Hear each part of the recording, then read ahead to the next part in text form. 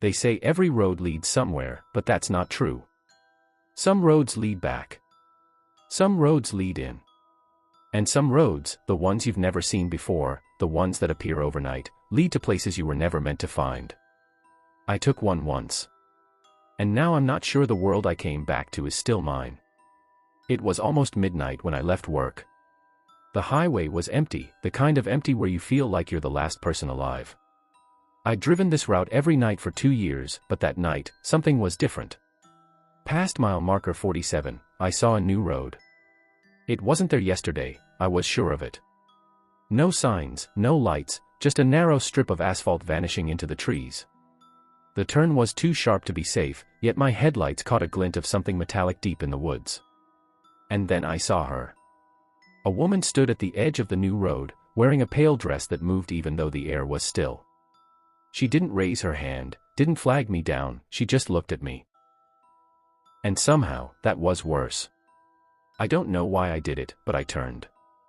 The new road was smooth at first, like it had just been paved, but after a few minutes, the lines faded, the asphalt cracked, and the trees grew so close they scraped the sides of my car. My radio began to hiss with static. Every so often, in the high beams, I caught glimpses of movement between the trees, shapes that seemed to lean back the moment I looked. The woman walked ahead of me the whole time. No matter how fast I drove, she stayed the same distance away. I tried to call someone, anyone, but my phone wouldn't even turn on.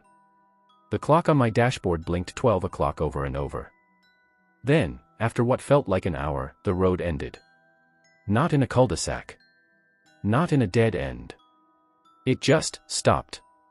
Beyond it was nothing. No trees. No sky. Just a blackness that seemed to pull at the edges of my vision. The woman turned to face me fully for the first time. Her mouth moved, but no sound came out. I blinked. And she was gone. When I looked behind me, the road was gone too. My car sat on bare dirt, my tires sunk into it as though I'd been parked there for years. The only way out was forward. And in that impossible blackness ahead, something was breathing. The sound was deep. Slow. Almost gentle. But each inhale seemed to draw the air out of my lungs, leaving me lightheaded. I told myself it was an animal. I told myself to turn around, to drive back, even if the road had vanished. But when I looked behind me, my car was gone. I was standing on bare dirt. I don't remember opening the door, don't remember stepping out, but my feet were planted in the soil, cold and damp like the ground of a grave. The breathing grew louder. Closer. Something stirred in the darkness ahead, though there was no light to reveal it. I could feel it move, as if the air itself shifted with its weight. Then, a faint glow bloomed in the black. It wasn't a warm light, not like fire or a bulb. It was cold, bluish, like moonlight through deep water. In it, I could make out shapes. Not trees, not people, but something in between. Tall, bending forms that swayed slowly, though there was no wind. Each one had a face. Not human faces. Not even animal faces. Just faces, impossibly smooth, with wide wet eyes. That seemed to press into my thoughts like fingertips on glass. One of them leaned close, so close I could see my own reflection in its pupil. My breath came fast and ragged, and it tilted its head as if mimicking me. Then it spoke. But it didn't use words. It spoke in memories. My own voice, my own laughter, my own cries for help, sounds I'd made years ago, played back perfectly in my ears. It was wearing them like a mask. The glow grew brighter, and I realized there were more of them. A dozen. Maybe more. All swaying, all watching. One stepped forward, its face twitching as it cycled through expressions I'd had in my life, joy, anger, grief. As if it was testing each one. Then, in my exact voice, it said, "We missed you last time." The dirt under my feet began to crumble, and I fell forward into the darkness. I woke up in my car. On the highway. Past mile marker 47. It was 3:07 a.m. My phone worked again. The road was gone. But when I got home, my reflection in the bathroom mirror blinked, a fraction of a second before I did. For a week, I told myself it was a dream. Sleep deprivation. Stress. A hallucination brought on by too much coffee and too many night shifts. But then I started seeing it. Not the whole thing, never the whole thing, just fragments. The corner of a face in a shop window. The smooth curve of a cheek reflected in the dark surface of my coffee. Once, at the gas station, I glanced at the security mirror above the counter and saw my own head turn toward me, while I was still looking straight ahead. It always happened in reflections. And the worst part? They were always ahead of me. Smiling before I smiled. Blinking before I blinked. Mouthing words I hadn't spoken yet. I stopped looking in mirrors. Stopped using my phone's front camera. Stopped watching TV in the dark because the black screen made a perfect surface. It didn't matter. 3 nights ago, I woke up to the sound of breathing in my apartment. Slow. Deep. Familiar. The glow was there, faint, pooling under my bedroom door. I don't remember getting up. I just remember standing there, hand on the doorknob, my reflection in the brass knob's curve staring back at me, smiling, even though I wasn't. When I opened the door, the hallway was gone. It was the road. The same cracked asphalt, the same trees pressing close. The air was colder than it should have been, and far ahead, I could see it, the woman from before. Standing still. Waiting. I backed up, slammed the door, and found myself in my apartment again. But the mirror in the bathroom was fogged, as if someone had been breathing on it from the other side. And written in the condensation, in shaky, 2 long letters, was a single word. Soon. I didn't sleep after that. Every time I closed my eyes, I felt it, the pull. Like gravity, but sideways. By the 3rd night without sleep, I started seeing the glow in places it didn't belong. Reflected in a puddle on the street. In the curved surface of a doorknob. Once, in the black of my switched-off TV, behind me. I kept telling myself not to look. Looking is how it starts. But one moment of weakness was all it took. It happened at work. The vending machine's glass caught my reflection, but there was 2 of me. The other me was standing slightly closer to the glass, lips pressed to it, fogging it with that deep, slow breathing. Then it grinned. When I blinked, the glow swallowed everything. I was on the road again. But this time, there was no car, no way to turn around. The trees were so close they brushed my shoulders. And somewhere ahead, something moved, slow, deliberate steps. The woman was there, but she wasn't waiting anymore. She was walking toward me. Her face was wrong. Not just wrong, mine. Every detail perfect, except the eyes. Too wide. Too wet. Watching without blinking. She stopped an arm's length away. In my exact voice, she said, "You've taken the wrong turn twice now. There won't be a third." The ground beneath me cracked like thin ice, revealing nothing but that impossible blackness. The breathing rose from below, loud and greedy. I turned to run, but the trees closed in, their bark slick and pale as skin. Faces began to emerge from them, my face, over and over, each one wearing a different expression I'd had in my life. Some smiled. Some cried. Some whispered things I'd never said out loud.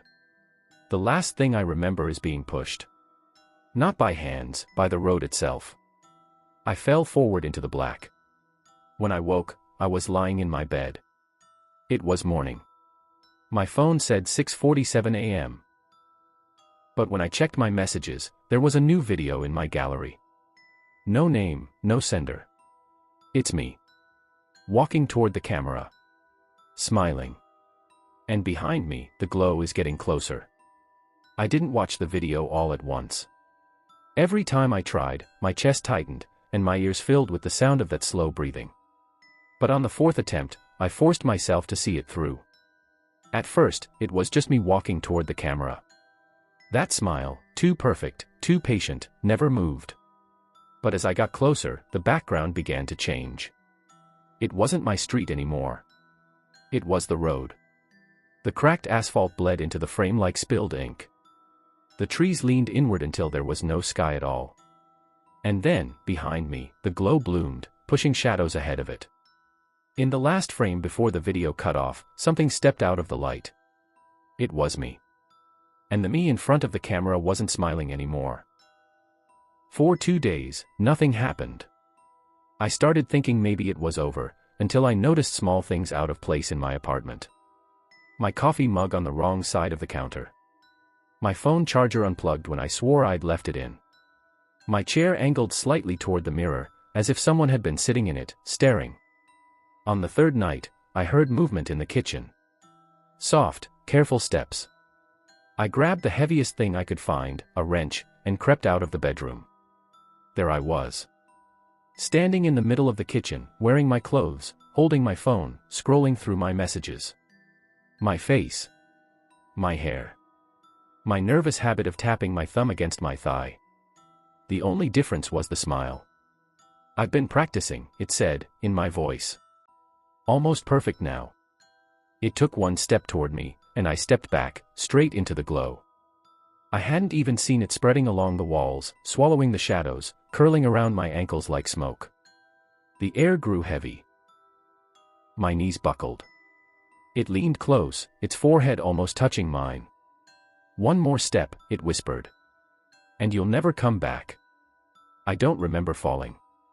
I don't remember hitting the floor. I woke up on the road. The glow behind me. The woman ahead. Only, she wasn't walking toward me this time. She was walking away. And when I called out, she turned. I realized with a cold, sinking clarity that it wasn't the woman at all. It was me. I didn't speak.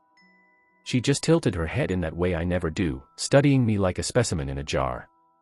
Then she turned and kept walking, further down the cracked asphalt, deeper into the glow until the light swallowed her completely.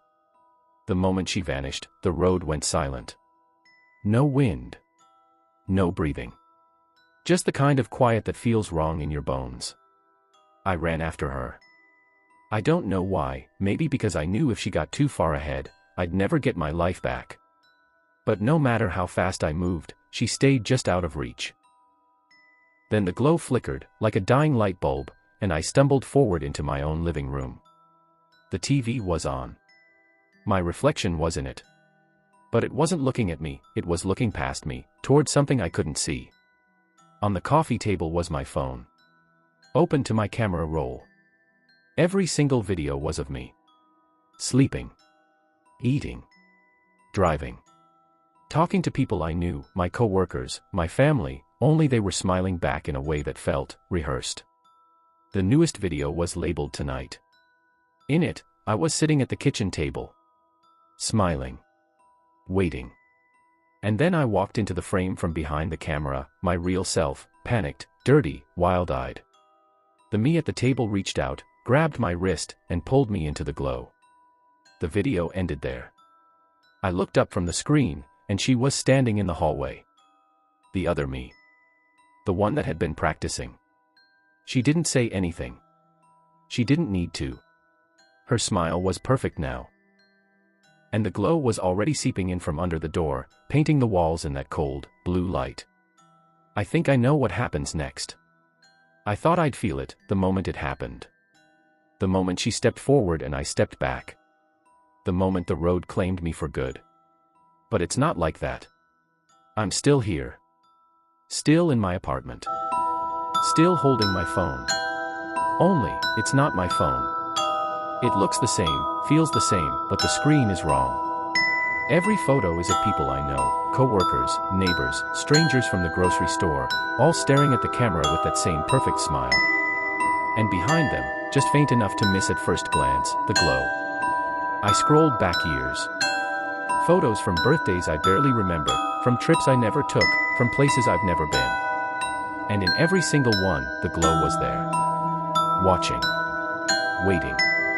It wasn't just me it wanted. Last night, I went to the diner, the one where the waitress calls everyone Han and knows my order before I sit down. She smiled when she saw me. But it wasn't her smile. It was its. Everyone in the place turned toward me at the same time, like they'd been waiting for a cue. Every smile identical. Every pair of eyes reflecting that faint, bluish light. I backed toward the door, but when I stepped outside, the parking lot was gone. The road was there instead. And this time, the glow was all around. I don't know how much longer I have. I think this is what it's been doing all along, one person at a time, until the whole world is just it. If you're reading or listening to this, and you see a road that wasn't there yesterday, don't stop. No matter what you see at the end of it. Because if it gets you, it doesn't just take your place. It takes everyone else's, too.